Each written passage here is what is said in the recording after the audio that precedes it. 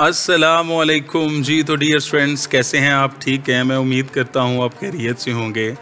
Dear students, अगर आप मेरे इस यूट्यूब चैनल पे न्यू हैं तो काइंडली मेरे इस यूट्यूब चैनल को लाजमी सब्सक्राइब करें, दूसरे स्टूडेंट दोस्तों के साथ लाजमी शेयर करें और कमेंट्स करके लाजमी बताया करें कि आपको इस यूट्यूब चैनल पर अपलोड होने वाली वीडियोज़ फ्रूटफुल लगती हैं, यूज़फुल लगती हैं, प्रोडक्टिव लगती हैं, बेहतर लगती हैं या बस यूज़लेस हैं।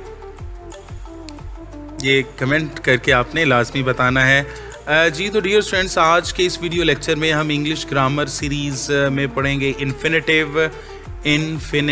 इन्फिनेटिव क्या होता है, ये कैसा होता है, देखने में कैसा लगता है, इसका मकसद वगैरह क्या होता है, वगैरह वगैरह। ये मुख्तसर सा वीडियो लेक्चर होगा, इतनी लंबी चौड़ी डिटेल में हम बात नहीं करेंगे। बात करने का मकसद जस्ट यही है कि अगर आपको 9th या 10th या FSC पार्ट 1, 2 या किसी भी कंपैटिटिव एग्ज़ाम में इन्फिनेटिव के पर्सपेक्टिव से पूछा जाता है तो आप मखसूस निशानियों के ज़रिए इंग्लिश ग्रामर में इन्फिनेटिव बता सकें कि इन्फिनेटिव ये होता है, और आप इजीली जो इन्फिनेटिव के रिलेटेड जो क्वेश्चन होंगे वो सॉल्व कर सकेंगे इंशाअल्लाह अज़ीज़। जी तो इन्फिनेटिव क्या होता है, इस लेक्चर में हम इन्फिनेटिव के बारे पढ़ेंगे, तारीफ़ और मिसालें, ये दो चीज़ें हम देखते हैं। जी तारीफ़ उर्दू में और फिर हम इंग्लिश में भी पढ़ेंगे। उर्दू में तारीफ़ इसकी ये है कि अगर जुमले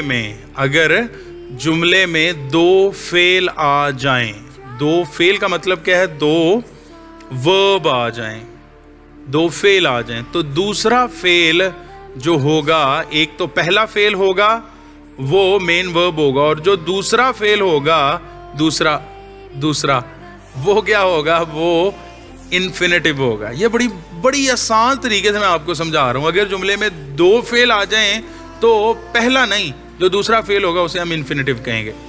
और दूसरी इसकी निशानी होती है टू के साथ या टू के बाद फेल की जो पहली फॉर्म आती है ना, उसे हम इन्फिनेटिव कहते हैं। उसे हम क्या कहते हैं, इन्फिनेटिव कहते हैं। ये बहुत ज़्यादा जब इंटरव्यूज़ होते हैं तब भी इंग्लिश के ग्रामेटिकल पोर्शन को, आपके इंक्लाइनेशन को असेस करने के लिए भी ये क्वेश्चन पूछा जाता है। और जितने भी कंपेटिटिव एग्ज़ाम है ना जिसमें इंग्लिश का पोर्शन होता है 20 to 40%, ठीक है, उसमें ये लाजमी पार्ट्स ऑफ स्पीच और फिर ग्रामेटिकल असेसमेंट के तनाजुर में ये इस तरह के क्वेश्चन लाजमी पूछे जाते हैं। इन्फिनेटिव क्या है, जेरंड क्या है, टेंसेस क्या है, एक्टिव, पैसिव, मतलब ये चीज़ें जो मेरे वीडियो चैनल पे आपको इंशाअल्लाह अज़ीज़ हर चीज़ की वीडियो मिल जाएगी। इंग्लिश ग्रामर के पर्सपेक्टिव से बात कर रहा हूँ, अदरवाइज चलें जी। अब हम इंग्लिश में इसकी डेफिनेशन पढ़ते हैं। इन्फिनेटिव ये क्या है, ये बेसिकली एक वर्ब है।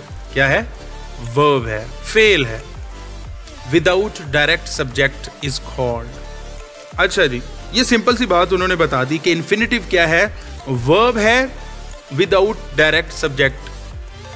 फॉर एग्जाम्पल जुमले के अंदर तीन चीज़ें हैं, पहला सब्जेक्ट, फिर वर्ब और फिर दूसरा वर्ब, मतलब दो वर्ब आ गए। अब जब हम सब्जेक्ट को क्या करेंगे, नीचे कर लेंगे और उसके बाद क्या होंगे, दो वर्ब्स, ठीक है। तो ये जो वर्ब है ये तो सब्जेक्ट के साथ होगा, और ये जो तीसरे नंबर पे दूसरा वर्ब आएगा इसे हम कहेंगे वर्ब विदाउट डायरेक्ट सब्जेक्ट।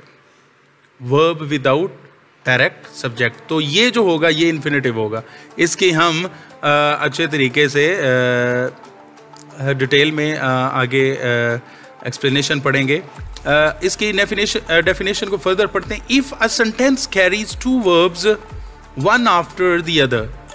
अब देखें, if a sentence carries to verbs one after another, one after the other, then the second verb will be called as infinitive। एक जुमले के अंदर दो verbs आ रहे हैं, कितने, दो verbs आ रहे हैं, तो जो दूसरा होगा, जो आखिरी verb होगा जुमले के इख्तिताम की तरफ, उसे हम कहेंगे क्या, infinitive।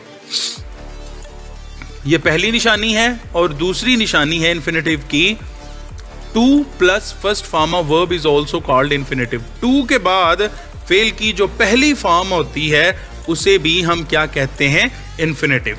अब हम डियर स्टूडेंट्स इस कंसेप्ट की जो एग्जांपल्स हैं वो अच्छे तरीके से हम अंडरस्टैंड करते हैं, ताकि आपको ये जो कंसेप्ट है इन्फिनेटिव के पर्सपेक्टिव से ये कभी जिंदगी ज़्यादा मजीद आपको भूलेगा नहीं। तो चलें जी एग्जाम्पल्स देखते हैं जी। बिस्मिल्लाहिर्रहमानिर्रहीम। वंस अगेन आ गई हैं जी एग्जाम्पल्स हमारे सामने। फर्स्ट एग्जाम्पल देखते हैं। You are free to go to your मस्जिद। अब देखें पहले सेंटेंस के अंदर यू आर है, यू प्रोनाउन आ गया, ठीक है, और उसके बाद हेल्पिंग वर्ब आ गया और उसके बाद मेन वर्ब आ गया फ्री पहला वर्ब है। क्या है? पहला वर्ब। और उसके बाद ये जो फ्री है ये मतलब आप कह सकते हैं कि डायरेक्ट इसका सब्जेक्ट इसके पीछे है, ठीक है। और टू फेल की पहली फॉर्म से पहले टू है तो ये सेकंड वर्ब है जुमले के अंदर, तो इसे हम कहेंगे infinitive. You are free to go to your मस्जिद, आप अपनी मस्जिद में जाने के लिए आजाद हैं। इसी तरह he made the people work. इस दूसरे सेंटेंस के अंदर देखें मेड पहला वर्ब है और वर्क दूसरा वर्ब है। अब पहला जो वर्ब है ये डायरेक्ट सब्जेक्ट के साथ है और जो दूसरा वर्ब है इसके साथ डायरेक्ट सब्जेक्ट नहीं है, लिहाजा ये जो दूसरा वर्ब है ये क्या होगा? ये इन्फिनिटिव होगा। डियर स्टूडेंट्स, अच्छे तरीके से ज़हन नशीन कर लें कि हमने एग्जाम्पल इस वजह से पढ़ रहे हैं ताकि हम डेफिनेशन को प्रैक्टिस में ला सकें। तो अभी हम प्रैक्टिस कर रहे हैं जी। तो थर्ड सेंटेंस देखते हैं। I made him play. मैंने उसे खिलाया। खेलना, जैसे क्रिकेट खेलते हैं, फुटबॉल खेलते हैं, टेनिस खेलते हैं, ठीक है, वॉलीबॉल खेलते हैं, तो मैंने उसे खिलाया।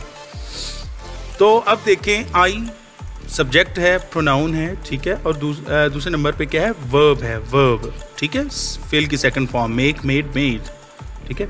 और उसके बाद देखें इस जुमले के अंदर फिर ये एक और वर्ब आया हुआ है, तो ये दूसरे नंबर पे आया हुआ वर्ब है, ठीक है। तो ये जो वर्ब होगा इसे हम कहेंगे इन्फिनिटिव। क्या कहेंगे?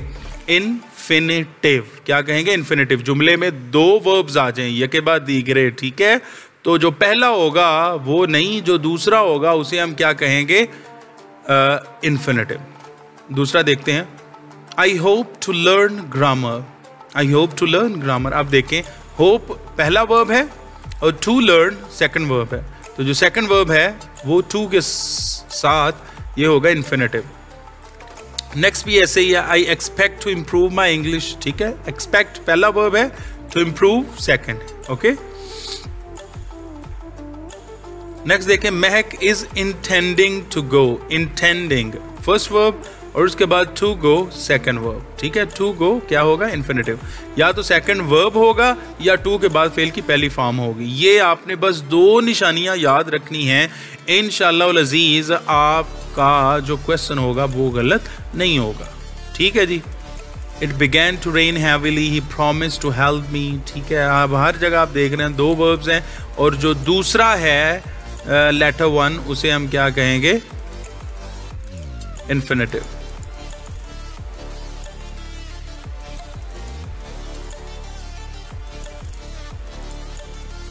अब यहां पर देखते हैं टू क्लीन। अब टू के बाद फेल की पहली फॉर्म आ गई तो ये शुरू में ही क्या हो गया? इन्फिनिटिव हो गया। टू क्लीन, साफ करना। The area around the wound use soap and a wash cloth, ठीक है। ये फर्स्ट एड में से ये ऑब्जेक्टिव MCQ लिया हुआ है, सेंटेंस लिया हुआ है। नेक्स्ट है she wanted to study further. To study, to के बाद फेल की पहली फॉर्म है, इन्फिनिटिव है। I ask him to write a letter, to के बाद राइट है, फेल की पहली फॉर्म है, इन्फिनिटिव है। नेक्स्ट देखें। He told me to go to the mosque. To go फेल की पहली फॉर्म से पहले टू है, मतलब टू के बाद फेल की पहली फॉर्म है तो इन्फिनिटिव।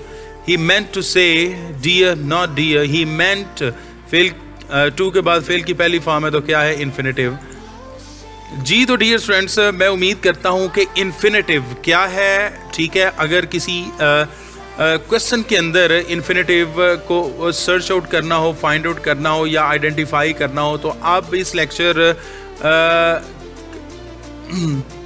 अटेंड करने के बाद आपके लिए ये बड़ी परेशानी नहीं हुई होगी, बल्कि बाएं हाथ का खेल बन गया होगा, क्योंकि ये वीडियो लेक्चर मुझे यकीन है कि आपको बहुत पसंद आया होगा। अगर आपको मेरे इस YouTube चैनल की वीडियोस पसंद आए तो kindly hit the bell button and ये क्या होता है, thumb up, as a token of appreciation.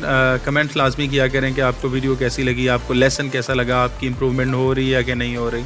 Thanks for watching this video. अल्लाह हाफिज़, बाय बाय।